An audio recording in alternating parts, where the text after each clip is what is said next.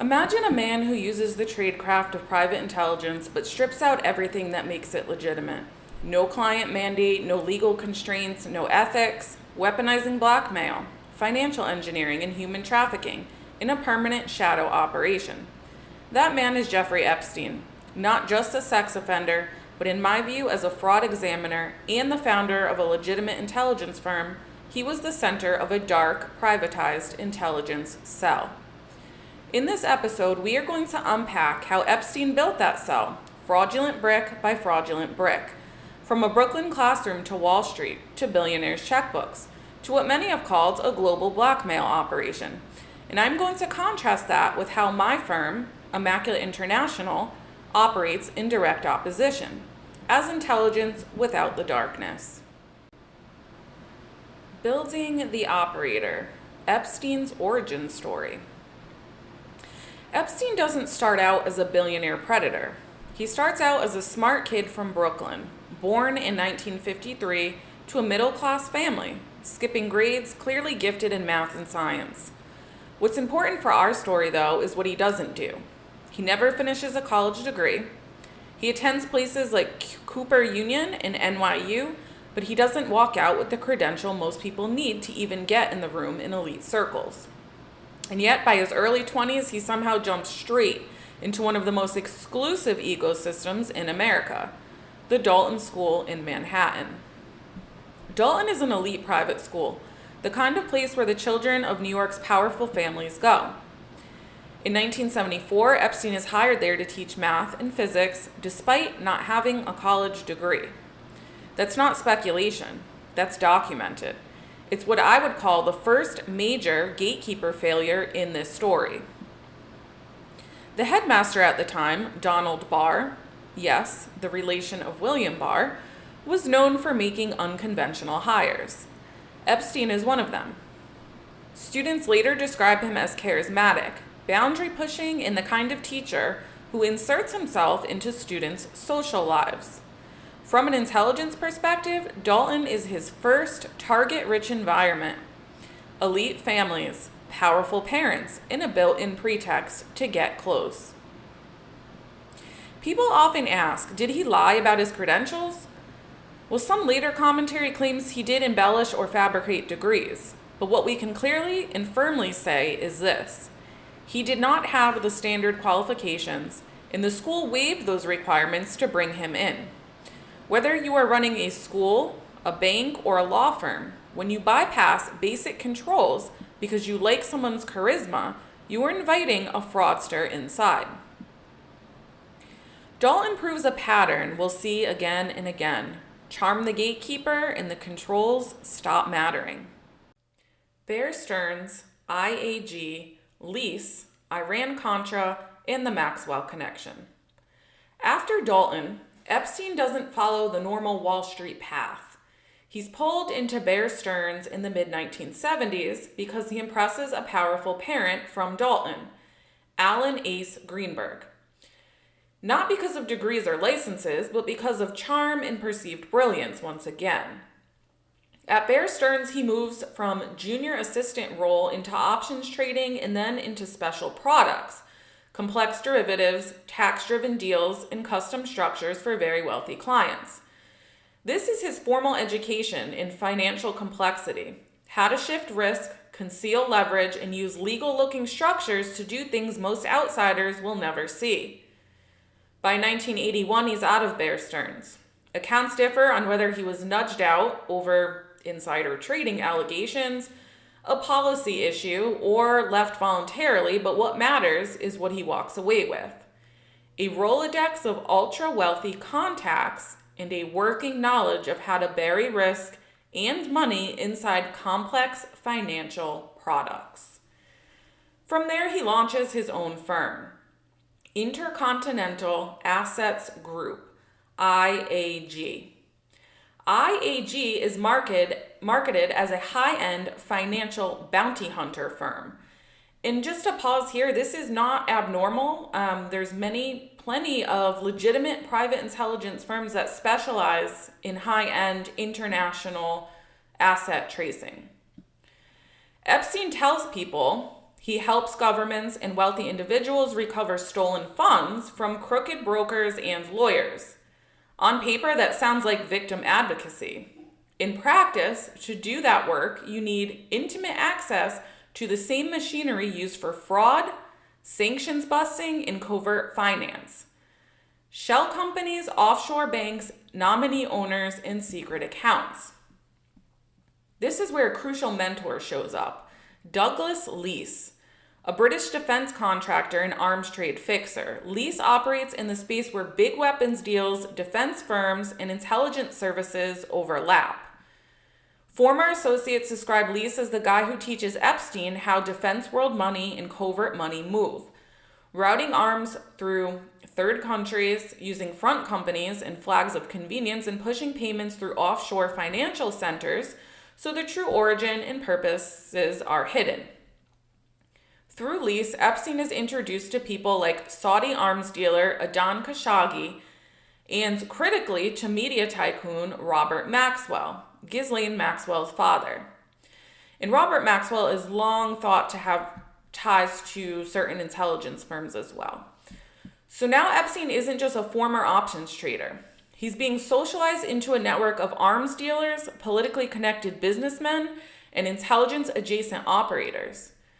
By the mid-1980s, under accounts from Hoffenberg and others, Epstein's IAG work is touching Iran Contra style structures, embargoed weapons routed through intermediaries, money pushed through offshore and suspect banks, and private fixers like Leese and Khashoggi making the whole thing run.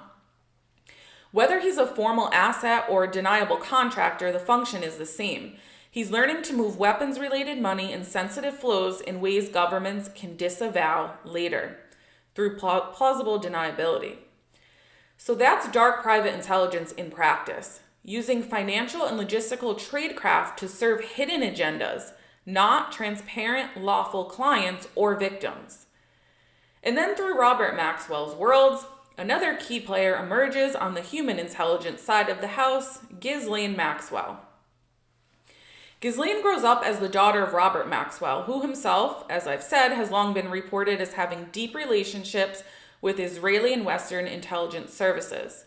Epstein reaches Robert's orbit through Leese in that European arms intel network, and around the early 1990s, after Robert's death, Ghislaine and Epstein become a pair. First romantically, allegedly, then operationally. She moves to New York, is often seen at his side, manages his homes and staff, and later, as courts would find, helps recruit and groom girls and young women for abuse.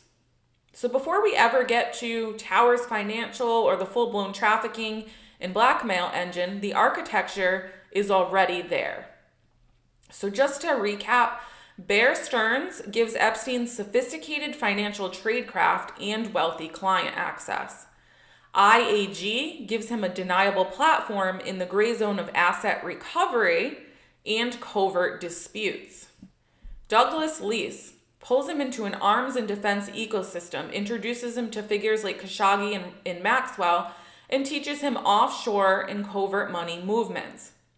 Ghislaine Maxwell, arriving via her father's world, who, by the way, her father died under mysterious circumstances-ish, becomes the human intelligence and social engineering arm of the operation. What you're looking at by the early 1990s is not just a successful financier.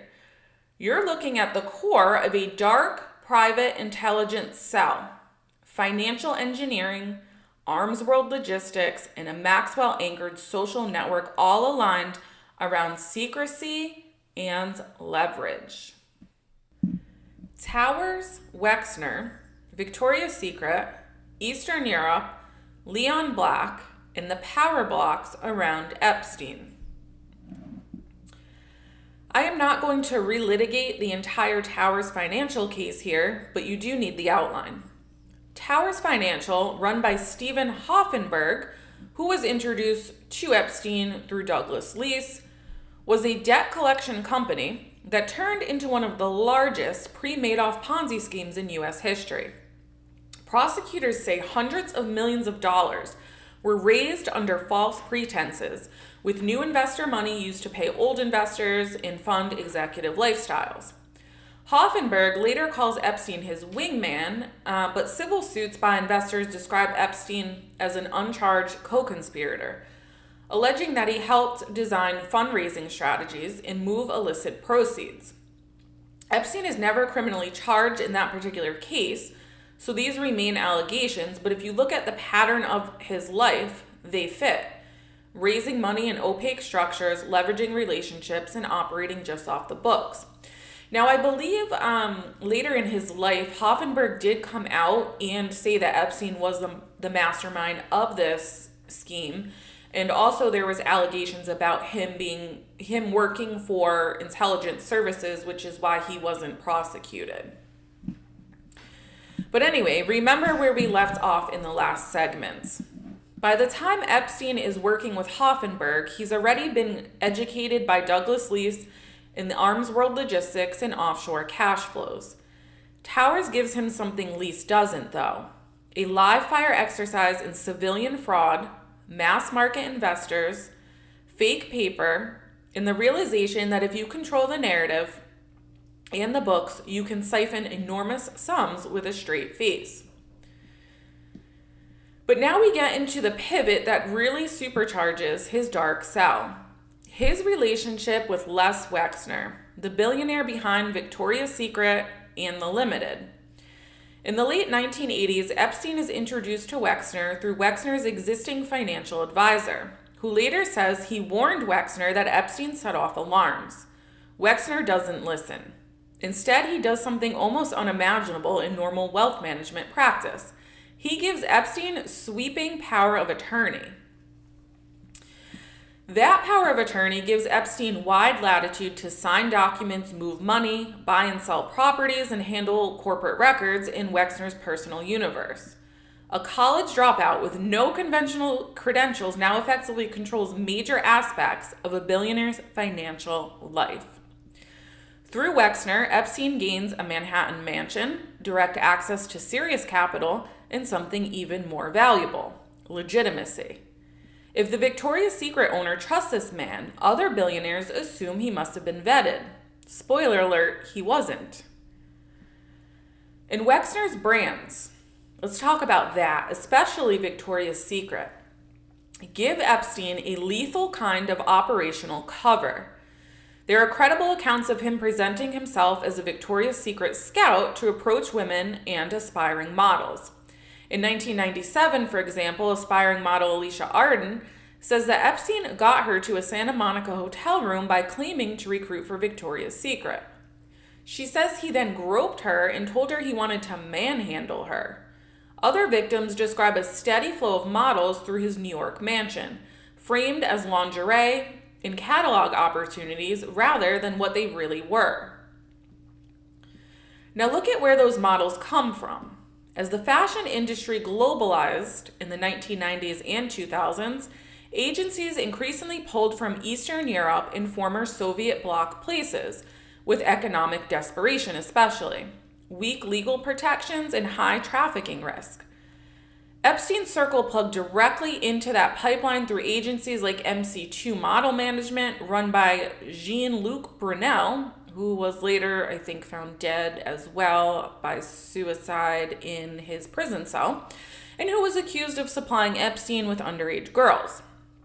Major retailers, including those working with Victoria's Secret, had documented concerns about Brunel's ties to Epstein, even as his models continued to book big jobs. What you have, effectively, is a glamour brand sitting next to a recruitment system that overlaps with trafficking. Not to mention all the other financial issues. Zoom out one more ring, and you can see Epstein's operation brushing up against another power block: Russian Jewish oligarchs in the world around Chabad Lubavitch. Chabad, a Hasidic movement with roots in the old Russian Empire, has become a networking hub where Israeli politicians, Russian power brokers, and wealthy Jewish businessmen often circulate in the same rooms. In Russia especially, it's been described as a kind of state-sanctioned Judaism, with Chabad leadership close to the Kremlin and key oligarchs. And I would just like to insert something here, and this is strictly my speculation alone. This is not documented, but I assume what's going on with this state-sanctioned Judaism is that it's Putin's way of keeping tabs on the very wealthy oligarchs who made their money off the fall of the Soviet Union, who likely were ex-KGB or had dealings with the KGB. Now, why would he have to do that? Well, for one, Israel has become somewhat of a safe haven for Russian oligarchs, specifically because of the tax laws there. So foreigners who move to the country of Israel have 10 years, I believe, really, of opaque reporting standards as far as taxes are concerned. And so it kind of has become somewhat of a criminal safe haven as well. But anyway, let's talk about what the FBI is saying in the Epstein files allegedly. So a newly declassified 2020 FBI memorandum in the Epstein files takes this a step further. According to a confidential human source quoted in that memo, Shabbat Lubavitch was doing everything they can to co-opt the Trump presidency, with Trump's son-in-law, Jared Kushner, described as a key Shabbat-aligned conduit inside the White House. The source notes, and this is very interesting to me, the source notes that on the day Trump was elected, Ivanka Trump and Kushner visited the grave of Rabbi Menachem Mendel Schneerson, the late Lubavitcher rabbi, and reads that as a symbolic act of alignment, it reads to this person in writing the memo as a symbolic act of alignment. The same memo claims Trump was compromised by Israel, that Kushner was the real brains behind his organization and presidency, and that Shabbat-linked charities could be used to move Russian money. All presented as source allegations, again, not proven facts. But I think it's worth investigating because, number one, obviously we can't have our politicians corrupted by Russian oligarchs, or Jewish oligarchs for that matter. But number two, there is a precedent for it. If you look at some of the patterns of real estate transactions by DJT, and I'll leave that where it's at. So anyway, that memo also records the source's view that Epstein belonged to U.S. and allied intelligence services and had effectively been co-opted as a Mossad asset, pointing to his close relationship with former Israeli Prime Minister Ehud Barak. In that telling, Shabbat sits at the intersection of Israeli, Russian, and American influence.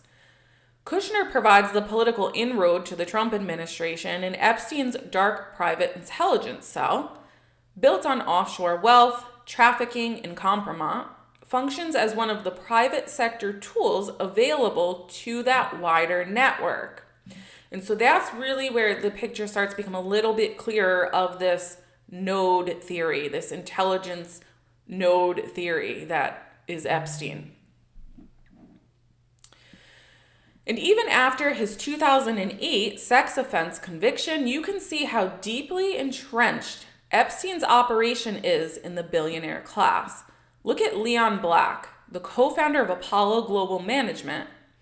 Internal reviews and Senate correspondence shows Black paying Epstein at least on the order of $150 million over several years for tax and estate planning and related consulting. Far more than he paid any other advisor. Those payments flowed through structures like Epstein's financial trust company, the same structure used to pay Ghislaine Maxwell tens of millions of dollars, including money used for a helicopter accusers say ferried girls to his island.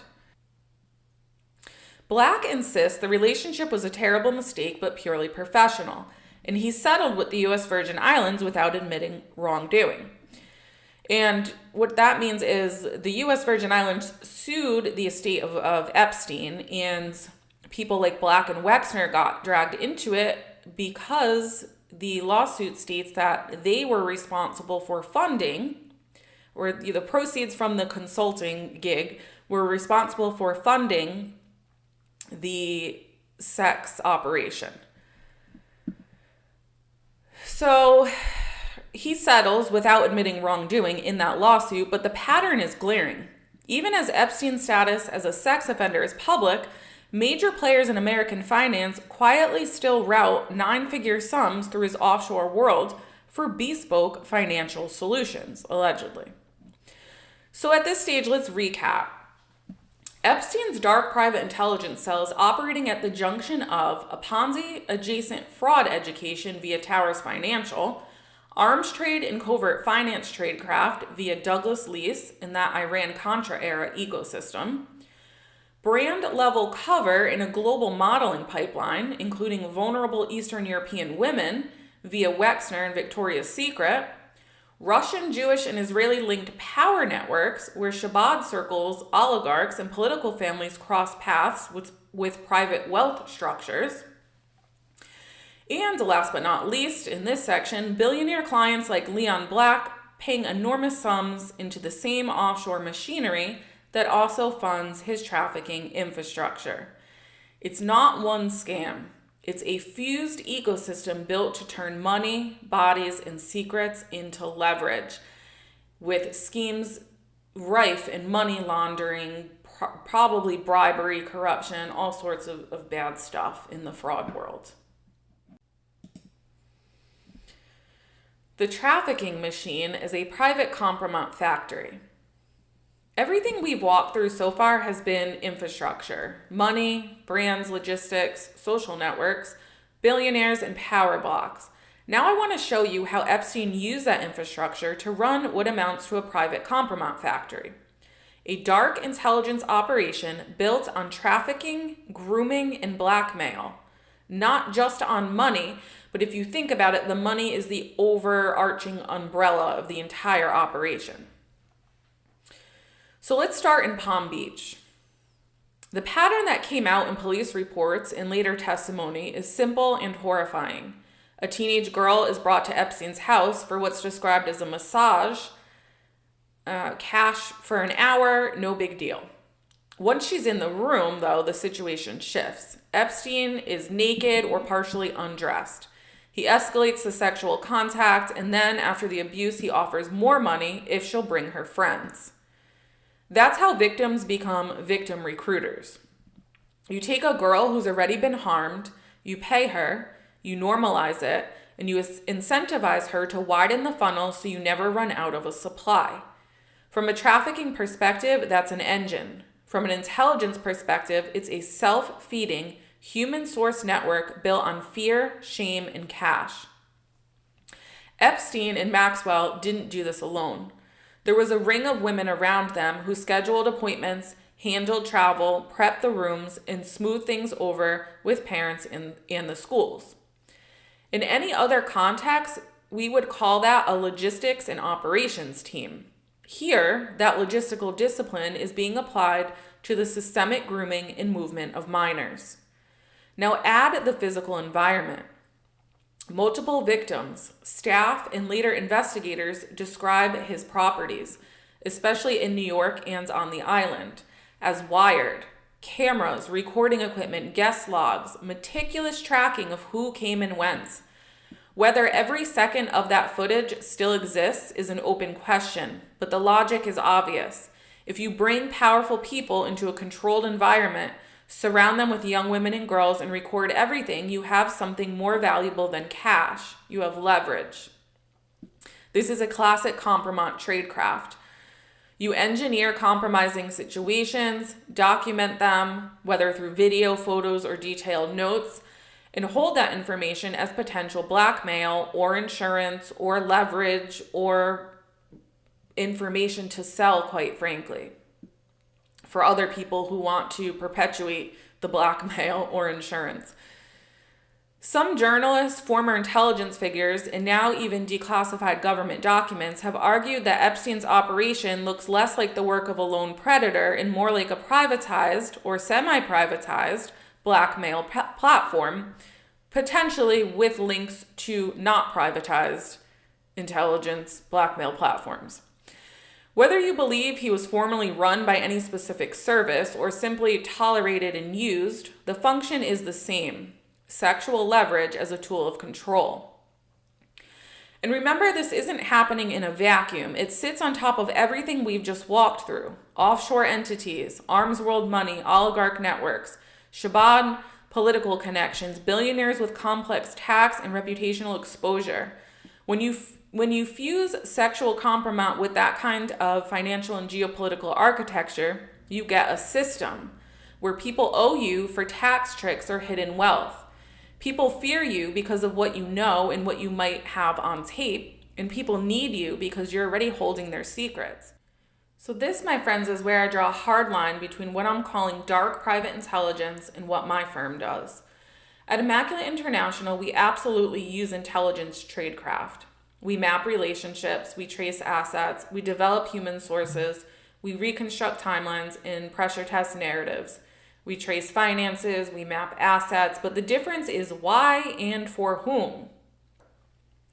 Where Epstein weaponized intelligence to entrap and control, our mandate is to expose coercion and fraud so that attorneys and clients can respond lawfully. He ran operations through secrecy and deniability. We run engagements through written scopes, signed retainers, and evidentiary standards that can survive in court. He treated people as expendable assets. We treat sources and even opposing parties as human beings with rights and dignity. And if Epstein's story teaches us anything, it's that gatekeepers matter. When institutions ignore red flags because someone is charming or profitable, they invite dark intelligence fraudster actors in. We learn that complex structures and private side deals can hide either smart strategy or serious abuse. The difference is independent scrutiny. We learn that compromise is currency. Whether it's stolen investor funds or sexual blackmail, the true commodity is leverage over people who fear exposure. Authentic private intelligence exists to bring those dynamics into the light, not to exploit them in the dark, and that is the difference. So in closing, Jeffrey Epstein didn't become a global predator overnight. He iterated into that role, learning to bypass gatekeepers at Dalton, mastering complexity at Bear Stearns, operating in the gray area at IAG, embedding himself inside Les Wexner's financial world, and ultimately building what looks and feels like a dark private intelligence cell centered on sex, money, and leverage by way of fraud. At Immaculate International, my mission is the exact opposite: to use intelligence tools to dismantle operations like his, and to protect people, businesses, and the judicial system from predatory influencers like Epstein. If you're an attorney or a decision maker dealing with fraud, coercion, or reputational risk, and you want intelligence without the darkness, all my information can be found on immaculate-international.com. Thanks for listening.